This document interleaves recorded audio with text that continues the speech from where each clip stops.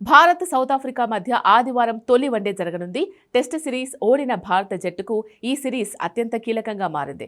ఈ సిరీస్ కోసం ప్రకటించిన వన్డే జట్టులో ఈసారి భారీగానే మార్పులు జరిగాయి. ఆస్ట్రేలియాతో జరిగిన వన్డే సిరీస్లో ఆడిన జట్టులో ఉన్న ప్లేయర్స్కు ఈసారి చోటు దక్కలేదు. గాయాల కారణంగా శుభ్మన్ గిల్, శ్రేయస్ అయ్యర్లు ఈ సిరీస్కు దూరమయ్యాడు. బుమ్రాకు రెస్ట్ ఇచ్చారు.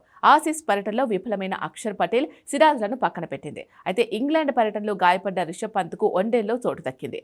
అతడికి ఈ సిరీస్ అత్యంత కీలకంగా మారింది. ఎందుకంటే 2019 నుంచి రిషబ్ పంత్ టీమిండియాకు ఆడుతున్నాడు. 2022లో జరిగిన ప్రమాదం వల్ల ఏడాది పాటు ఆటకు దూరమయ్యాడు. అంతేకాని సెలెక్టర్లు అయితే అతన్ని డ్రాప్ చేసింది లేదు. అయితే టెస్టుల్లో సక్సెస్ అయినట్టు వన్డే టీ20లో కాలేకపోయాడు. దాంతో వన్డేలో అతడు తనను తాను నిరూపించుకోవడానికి ఇది సరైన సమయంగా చెప్పొచ్చు.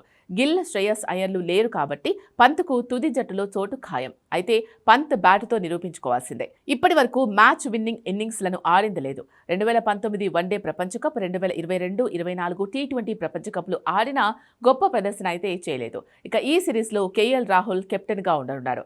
అతడు వికెట్ కీపర్. ఇక ధ్రువ్ జురేల్ రూపంలో మరో వికెట్ కీపర్ ఉన్నాడు. సంజు శాంసన్ కూడా వన్డేల్లో చోటు కోసం ఎదురు చూస్తున్నాడు. వీరందరితో రిషబ్ పంత్కు పోటీ ఉంది. అయితే ఇప్పటి వరకు రిషబ్ పంత్ వన్డే టీ20లో సీరియస్గా ఆడిన ఇన్నింగ్స్లు లేవు. ఆసియా కప్ 2025 ఫైనల్లో తిలక్ వర్మ ఆడినట్లు ఆడిన ఇన్నింగ్స్లు రిషబ్ పంత్కు లేవు. పంత్ విషయంలో మరో వార్త కూడా చక్కర్లు కొడుతోంది. అదేంటంటే సౌత్ ఆఫ్రికాతో జరిగే వన్డే సిరీస్కు అతడు ఎంపికైనప్పటికీ కేవలం తాత్కాలికమే అన్నట్లు వార్తలు వస్తున్నాయి. గిల్, శ్రేయస్ అయ్యర్లు తిరిగి జట్టులోకి వస్తే పంత్కు చోటుండదు అంటున్నారు. ఉన్నా ప్లేయింగ్ 11లో చోటు దొరకకపోవచ్చని చెప్తున్నారు. సౌత్ ఆఫ్రికాతో జరిగే 3 మ్యాచ్ల వన్డే సిరీస్ పంత్కు అత్యంత కీలకం అనేది దీని ద్వారా అర్థమవుతోంది.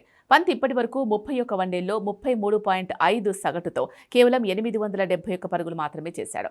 ఇక టీ20లో 76 మ్యాచ్ల్లో 1209 పరుగులు చేశాడు.